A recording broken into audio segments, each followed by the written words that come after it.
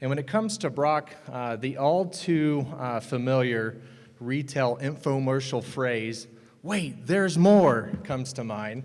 And the reason why that's the case is, well, he's obviously in retail, but he happens to be the most complicated consumer that exists.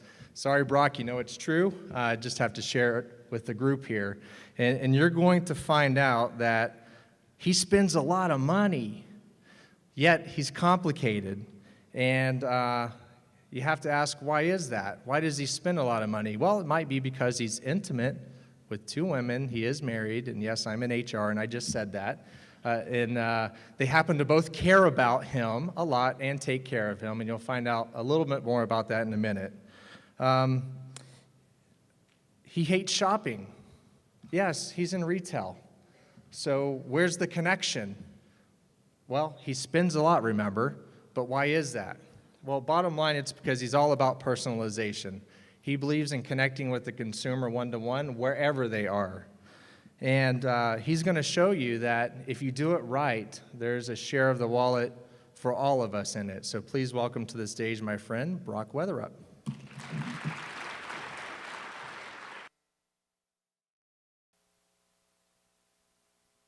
Thanks for the introduction, I think. Not quite sure. We'll see. Let's have a little fun today. Oh, Kathleen, how you've changed my life. See, Kathleen, I came home from work this past Christmas, and my wife, Mary, was holding up a Christmas card. She said, "This came for you, from Kathleen." Let me back up, tell you how my relationship with Kathleen started. See, it started like most relationships do these days. It started online. A friend from Facebook said, "You have to meet Kathleen." Okay.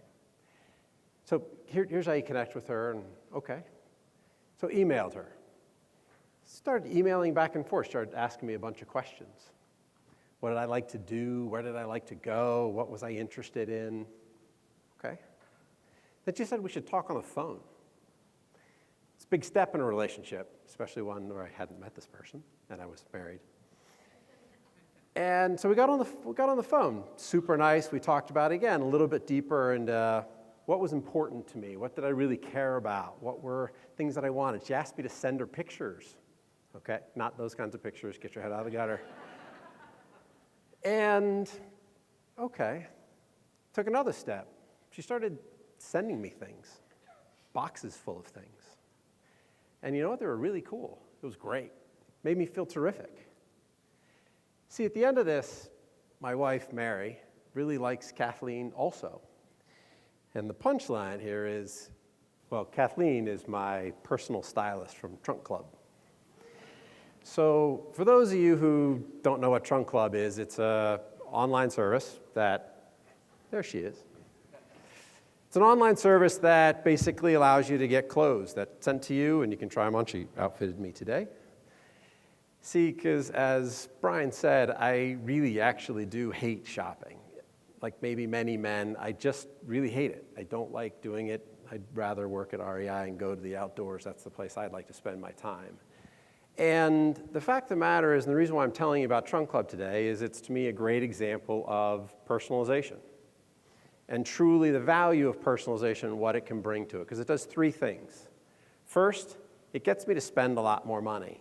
So I've probably spent more money in Trunk Club in the last year, since I've gotten to know Kathleen, than I have probably in the 5 years combined. It's not that I don't like clothes or like feeling good in them. I just didn't really like it, so much so that I just didn't do it. Second is I really enjoyed it. Again, it made me feel good. It was something I really liked. And last but not least, I'm telling all of you about it, right? So I like the brand. It's something that's important to me. It's not for everyone, but it's for me, and I like it. And those three things, to me, define what are the perfect customers that we all want as retailers. We spend a lot more, right? We go from a need state to just a desired and inspired state to we love spending that. We feel good about doing it. And at the end of the day, I want to tell other people about it. So why am I talking about personalization? It's something that I've just found is a big part of my life, and I've made my career around it. I started building a business called Reserve America. So for those of you who don't know what Reserve America is, it's an outdoor recreation portal for online. So it's things like hunting and fishing licenses, backcountry permits, campground reservations. And talk about the important point of getting personal data and other elements corrected there. It's critically important. You talk about someone's vacation. And you sure as heck don't want to take the person who thinks of camping, maybe not my definition, where they take their $100,000 RV and they park it in a concrete pad and want to interact with a whole bunch of people and watch TV while doing so. But that's what some people want to do. And then there's the other folks who, maybe like all the pictures we just saw, want to throw on a backpack and grab a tent and go as far away from people as you possibly can into the woods and enjoy the great world of nature. It then led to me starting a business called Fathead. So the business of Fathead is around basically selling large, life-size cutouts of your favorite sports stars. In this case, activating on people's passion for sports was critical. So I am a New York Yankees fan. Are there anybody else in here who's a New York Yankee fan? How many people in this room hate or despise the New York Yankees? Right. So maybe there's some emotion around this, okay? Understand using that passion point, right, and really creating that personal elements of it is what made that business great. We took people from who were traditionally spending $5 or $10 to put posters on their wall. And yes, we didn't call them posters when I was the CEO, but we never talked about it that way. We were in the wall graphics business because that was a much bigger industry to be a part of. But we got them to spend, instead of their $5 or $10, we got them to spend $100 each for these products. And not only did they buy them, but they had showing parties. They'd literally invite their friends over to their house and say, check out this amazing Fathead that I got. And we got these amazing pictures. It was wonderful. Great, great business. So then left that business and got into the pet industry. So as Brian said, I built a company called Pet360, which we recently sold to PetSmart about 6-7 months ago. And the entire premise of that business was to do it about personalization. See, we have a unique thing in the pet industry that I can gain data about my customer, an animal at the end of the day, which is a whole lot easier than the human side. I can ask questions of our pet parents. For those of you, how many people in here are pet owners? Okay, so roughly 70-80% of the household. But I can ask you anything about your pet. So my dog Boulder, who you'll see up there on the picture, is a 3-year-old retriever. Let me give the example, the story, what really inspired me to drive and make Pet360 the business that it was, and now bringing that into PetSmart. I walked into PetSmart with my 3-year-old retriever Boulder. At the time when I did this, it was my dog Jax, who unfortunately passed away a few years ago, about 3 years ago. Walked into a PetSmart, and I walked by the aquariums, and I don't have a fish, so it didn't really matter to me. Walked by the cat section. I don't have a cat. I love them as customers, but I don't have them, right? Went by the small animal area, saw the birds and the guinea pigs, and my favorite of all little small animals, chinchillas. I think it's the coolest name. And then I get to the dog section, and I'm sitting in the dog section, and I don't need the whole puppy section needs to go away because he's not a puppy anymore. I don't need stuff for the senior dog. I don't need stuff that's for the chihuahuas. I need for an adult retriever. And so how could we take all of this information, bring it back, and create an experience, in this case, leveraging digital and being entirely online to do that? We personalized a site that brought all the products for my 3-year-old retriever living in Pennsylvania, right, to the forefront. And in addition, that took content and did the same thing and matched it up. Things like reviews. With all due respect to the Chihuahua owner who reviewed about that great chew toy, it doesn't really matter to me what the Chihuahua chew owner is versus what I need for my retriever. So how do you match those things and bring those together? And so built that business at the core of what it is. So I've talked a lot about personalization. So how do I define it? The key things about this definition to me are it's really about connecting around emotion and around individual needs. You have to bring those two pieces together, and then you've found success in personalization. So what is personalization? I'll go back to the sports example. When I go to my ESPN, and I'm a fan of the Yankees, as we all know now, but I'm also a fan of the Rangers and the Green Bay Packers and the University of Colorado Boulder, my alma mater. Now, when I go to my ESPN, I get information about those, so it was wonderful this morning to see that the Rangers won their game in overtime last night in the NHL playoffs. So, go Rangers. But I'm connected to that. I want to see that. And with all due respect to, obviously, many U of A alums, if that was the news, that was the top of my story on my ESPN, I wasn't really going to be that engaged because it's just not important to me. So maybe it's sometimes defining it as what it isn't. What isn't personalization? We've talked about different things that it's okay, when I get back to a website, it says, welcome back, Brock, in the upper right-hand corner. That's not personalization. When I see recommendation engines or related products, generally not personalization. They're recommendations, and they can get more and more personal depending on how somebody's using it, but it's not it. One of the best retailers in the digital world, or if not the best, is Amazon. And they're horrible at personalization, in my opinion. I'll use this example. A couple months ago, I needed to buy a toaster. So went to Amazon, had the amazing shopping experience that you can have on Amazon, and great reviews, super easy to check out. It was wonderful. Got it, arrived the next day. What an amazing shopping experience. Not part of the story. A couple days later, or a week later, I don't really remember, I went back to Amazon, and I got back to my store, Brock's store. Guess what was all over the homepage? More toasters. Maybe I won't ask for a raise of hands who has more than one toaster in their house, but I didn't need another toaster. And I shop a lot at Amazon. They have a massive amount of data. They know so much about what my activities are. Be smarter, right? And I think it's a challenge to all of us as retailers. We just have to be much smarter than that, because I was really disappointed. I expected a lot more.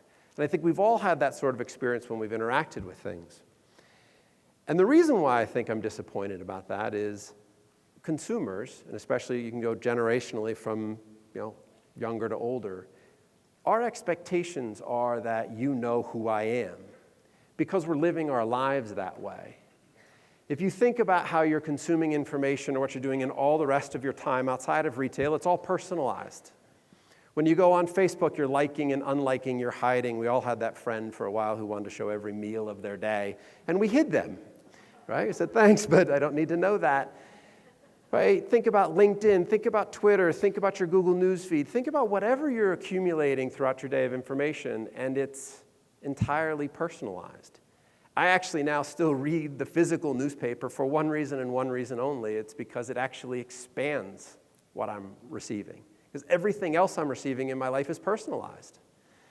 And that expectation translates as we move into what is our retailing world, and what we need to facilitate from that. Now, when we create personalization and we create that sort of world, it's really putting the spotlight on someone or really calling out someone's number. And sometimes we can make that a great thing, but we also have to be a little bit careful. In this case, it's a great scenario. I want to show you an example. 15 minutes could save you 15% or more on car insurance. Everybody knows that. Well, did you know that former pro football player Ickey Woods will celebrate almost anything? Number 44. Woo! 44, that's me! Get some cold cuts, get some cold cuts, get some cold cuts. Woo! Give me some! Geico. 15 minutes could save you 15% or more on car insurance. 44, ladies, that's me! Woo! Gonna get Now, some wouldn't cold we cuts all today. love our customers to celebrate that much just by calling the number? But think about it. When you're standing there in line at the deli counter and you have to take a number and there's a bunch of people there, you actually get a little bit excited when your number gets called, right? And that's a pretty personal scenario. While it isn't all this really complicated personalization, it's personal. It's individual. Trust me, the person who wins the lottery this weekend, who's sitting there with their ticket and it's the right numbers on there, they feel that's very personal, okay? Right? And those are important things for us to think about as retailers. But that spotlight can also be pretty negative. And I don't have any science to this, but I think it actually has something to do with 7th grade English.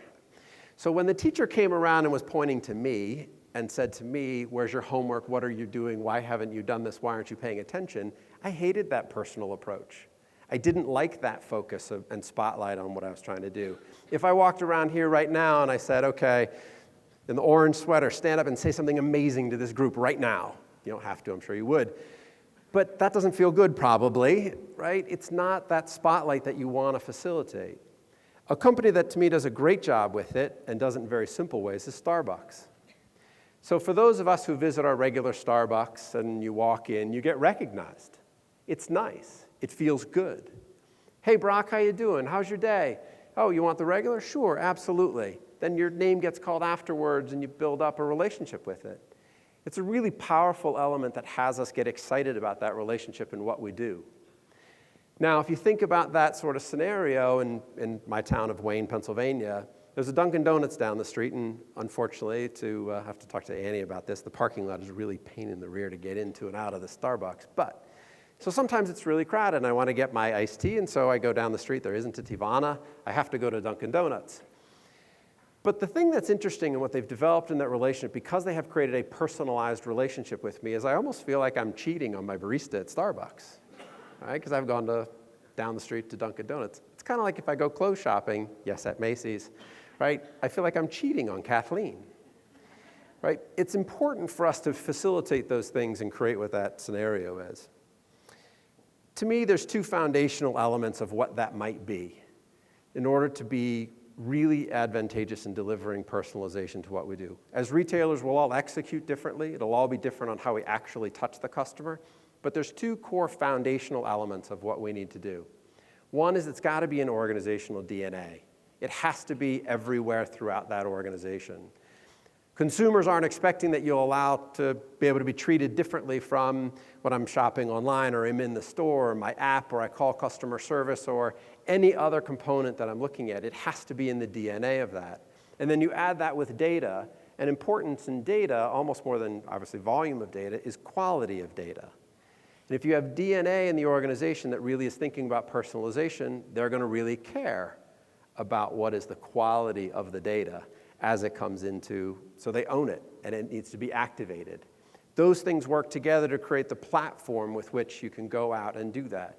We utilized it in all of our ways, again, on the pet industry, because we were able to pull in such amazing data around pet ownership, because we could ask a lot more questions. And in the pet area, data privacy was much less of an issue than in the, I'll call it the human side. We were able to keep that and do that. But those two things are foundational for any level of success in what you want to do going forward. So as I think about what is the future of personalization and how can it participate, I'm going to show you this video, which many of you have probably seen it before, and I apologize a little bit for the graininess of it, but take a look. South Korea is a unique market. Tesco has been evolving itself, adjusting to the local market. It even changed the name itself from Tesco to Home Plus. And at last, it grew to rank number 2 in Korea. But Tesco had to overcome one obstacle, a fewer number of stores compared to the number 1 company, Emart. Mission: could we become number 1 without increasing the number of stores? We made an in-depth study into Koreans once more. Koreans are the second most hardworking people in the world. For them, grocery shopping once a week is a dreaded task. So we decided to approach these busy and tired people. Idea: let the store come to the people. We created virtual stores, hoping to blend into people's everyday lives.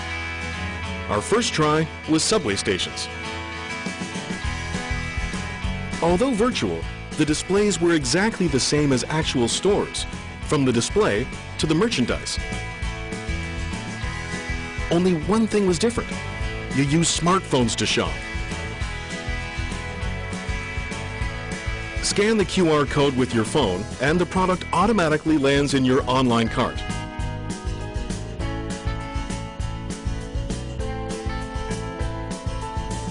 When the online purchase is done, it will be delivered to your door right after you get home.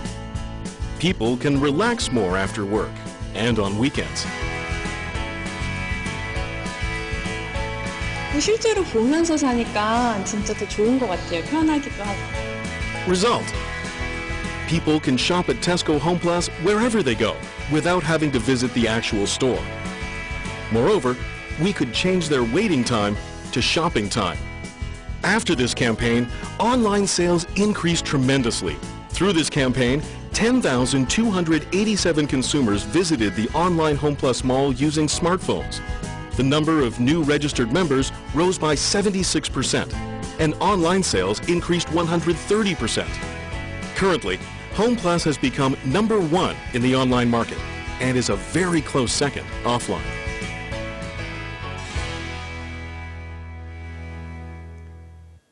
So some of you may have seen this before, or this video before, but the thing about it is this isn't new. So this video is from almost 5 years ago. Now, hopefully, I think most of you in this room probably watching that going, that's really cool, that's really neat. Right? I think as retailers, we have to just be careful about where the technology is, where our consumer expectations are, and what the reality is. In this case, Tesco, and I actually read another story, so they've been testing out using an Oculus virtual reality to be able to go shopping in their store using virtual reality goggles. Now, the interesting thing to me about that sort of discussion, what they're trying to do is you're actually walking through a store exactly how it looks today. I don't think that's really right. I don't think that's what our expectations would be. If I go back to that example of what my store experience walking into PetSmart was, there's a lot of that store that I wouldn't see because it's just not relevant to me. It really has no place for me. I'm not going to just go out and buy a cat bowl because I want a cat bowl. I don't have a cat. And the importance of what we can do is we have to think about how do we do this in a new way. So when I think about where we're going and what we're doing, let me retell that story of walking into PetSmart of what I'd like to think the future is, and the future being leveraging all technology that exists today and is existence right now in wide-scale use. So I now walk into that PetSmart again with my dog Boulder, my 3-year-old retriever. As I walk into that store, there's some virtual boards that are sitting there in front of me. As I walk up to it, a picture of Boulder starts to pop up because through beacon technology, it knows that I'm there. As I pop up to it, I see the picture, I see some products. Oh, by the way, it's also tracked the fact I've read and clicked on content, whether via email or on the site, around a couple subjects. So Boulder's gotten maybe a little rotund over the winter. It's been a long winter, hasn't been out, walked as much as what he probably should have. So I need to answer some of that. And oh, by the way, I took him to the vet, and you know what? He's been itching a lot, and he said, well, maybe there's an allergy around that by what you're feeding. So I'm looking at a couple of these products, and I don't really know quite what to do. And so there's some toys, some other things, some active toys. I push a button on the wall, and guess what? An associate walks out, shows me the product, tells me a little bit more about it so I can touch and feel it, because I still want to do that. Now, I'm trying to figure out I need to change foods, but changing foods for those of you who have dogs is a big deal. It's a big decision. And I'm not quite sure really what I want to do, but the vet said he may have an allergy. So I touch the board again, and guess what pops up? I have a video call with a dog nutritionist. That nutritionist has access to all of my information of what I've purchased from PetSmart or wherever and things that I've looked at before, and has a great conversation with me, has a consultation with me, says, you know what, here's the right products, here's the things I would recommend, why don't you try it? So I put it in my cart, I pull all of that together, I decide I'm going to buy, I start to walk out, ends up out in my car. I've had a great experience. Now, it doesn't stop there. When I get home, I get that email or get the pop-up on my app. Not that it's my receipt, but it's helpful information. There's an easy link to a video on how do you transition foods, because that can be the less than desirable experience for those who have done it.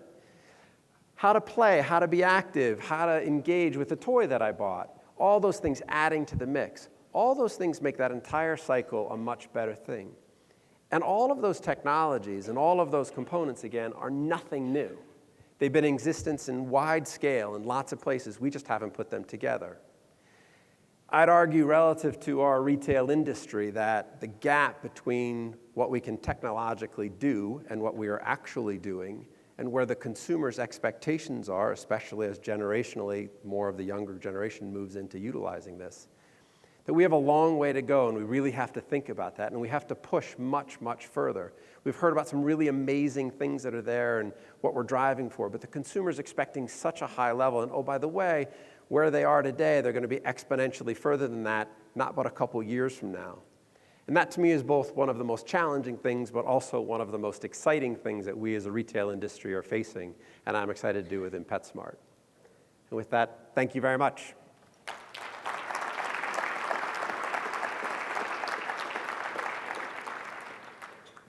I'll open it up to any questions.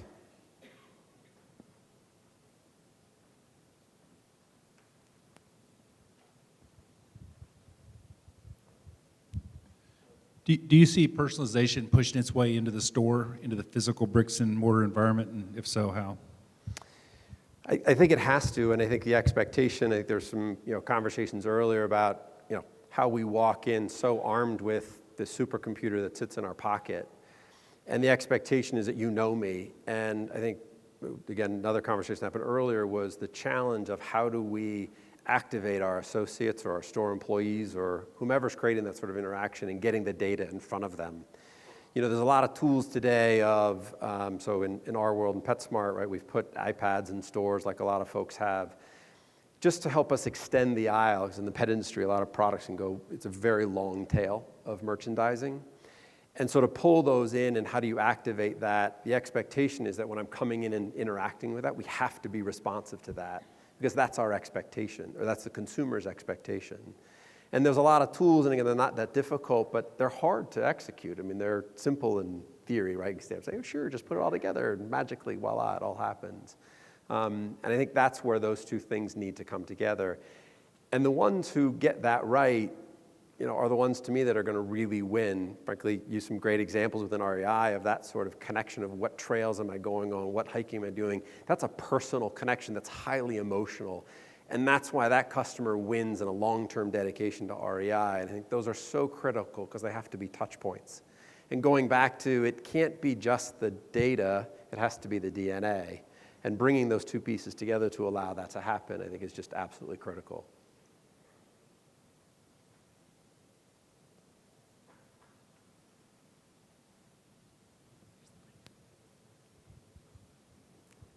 Speak up, I'll repeat it. My question is, are you partnering with sort of the whole life cycle? Obviously, a dog needs a veterinarian, there's the training of animals, things like that.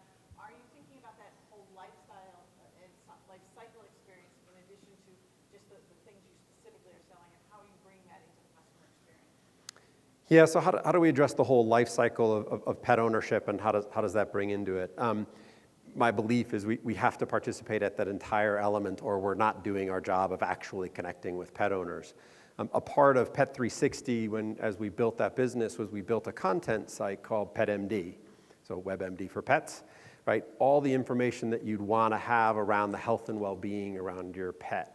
And in that, we created some life cycle elements of, okay, what do you need, your puppy guide to, you know, moving to senior, adding content, videos, all the pieces kind of, you know, along the way to be able to do that. The wonderful thing of now being part of PetSmart is that I can extend that further into services. So one of the very difficult things about being a pure play online is I can't actually touch somebody, right? I can't actually groom a dog. I can't facilitate I guess I could facilitate, but I can't execute a training program. Now that we're able to bring all of those elements together, we can participate in that full life cycle. And then there's there's a third leg. So there's the commerce elements, there's the content elements, and the third element is really the community. You know, owning a pet many times is very social. And how do you get out, and how do you activate, how do you participate in those sorts of discussions? And you have to have all of those combined. And how do you connect them? How do you find, hey, here's the local dog park, or here's the event, or here's great hiking trails, or here's pet-friendly parks, and who can be around there? How do you find other pet owners like you, and those components? So that life cycle is a critical element of how do you engage, and then it creates wonderful selling opportunities along the entire way, right? Of what are the products for each of those components, or how do you help activate, and help, especially in the pet industry, helping somebody understand what they need. Because there's a big education gap that might be somewhat unique to kind of our world, is that I may or may not know, or where I'm getting my education around pet ownership is quite questionable at best, because I'm getting it at the dog park. And oh, great, I'm talking to another dog owner who owns a basset hound. And oh, great, that you own a basset hound. Yes, we both have dogs, but that's not the best expert scenario for what that is. Most people aren't, frankly, lucky like I am that my sister, by total coincidence in the pet industry, is a veterinarian. I get to call her. It was one of the things that inspired how do we really build out PetMD, because I saved an enormous amount of time, an enormous amount of money picking up the phone and calling my sister and saying, hey, Chris, you know, Boulder ate this. Am I running to the hospital right now, or do I need to be worried? And there weren't resources to be able to go to, and so we built some elements to really be able to address that. But I think you have to bring those three pieces together if you really want to participate in the full life cycle of that relationship.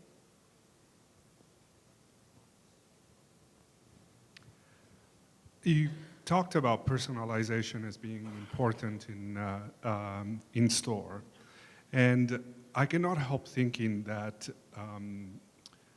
while that might be a great aspiration, there are some intrinsic limitations to the ability to personalize. Part of it is the fact that in a retail environment there's quite a bit of churn when it comes to employees, and keeping that passion, maintaining that passion in the in-store presence is something that I think most retailers struggle.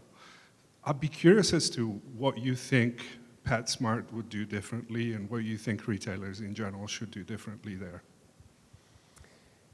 Look, I mean, all of our workforces that end up being that front line that actually touches the customer are always the most important elements of what we do. There's now digital tools that do some of that in some different areas, but you can never replace the hand-to-hand, I'll call it combat in some ways, but the hand-to-hand helping that goes along in the associate world. You know, we've talked a lot about within the PetSmart world of one, how do we get that data out there and how do you facilitate that? And some of that is to allow iPads, some other technology that sits in the store, leveraging some of the beacon technology so that as you walk up to me, we have some concept store elements where being a preferred member or premier member of PetSmart, you actually get a tag that's part of your collar. And so your collar of your animal as you walk in actually recognizes your pet. That way I can do some things. So there's some things that we've done along those lines, so that way the associate doesn't have to be as knowledgeable, but it pops up right there on the iPad in front of them, and there's some of those engagement points. I think fundamentally, and one of the big things that I've been pushing since coming in fact, I think why PetSmart acquired Pet360 was really to build and how to actually activate on this personalization concept and really bring the pet ownership, pet-parent relationship to a much higher level. But it's good, look, it takes a lot of training, and takes, frankly, a lot of the right hiring, almost more than anything else. If you can find ways, in our world, it's a nice component of, you know, luckily a lot of people self-select coming into PetSmart. They generally love pets, or they don't usually come in and want to participate in that. But that's a nice self-selector for us to get somebody who's actually passionate about the subject matter and wants to get into it. Kind of like similarly in REI and the outdoors, people want to work there because it's part of what they do. It's what they're passionate about. Right, or how they want to engage in what those are. So I think, you know, those are some of the components. The example before from Dry Bar, same sort of thing. Right? How do you get people who are passionate about what they're doing, and they want to consume? If we are retailers and you feel like we have to force the consumption of what would make their job better at the front line, then we maybe have hired the wrong people, because hopefully we brought them in and they're interested. A pet owner or something who's excited about the pet industry wants to learn that information and then hopefully wants to share that with their customer. So I think it's those couple things. It's obviously there's no silver bullet. We all wish there was, but it just doesn't exist. Any other questions? Okay, thank you guys very much.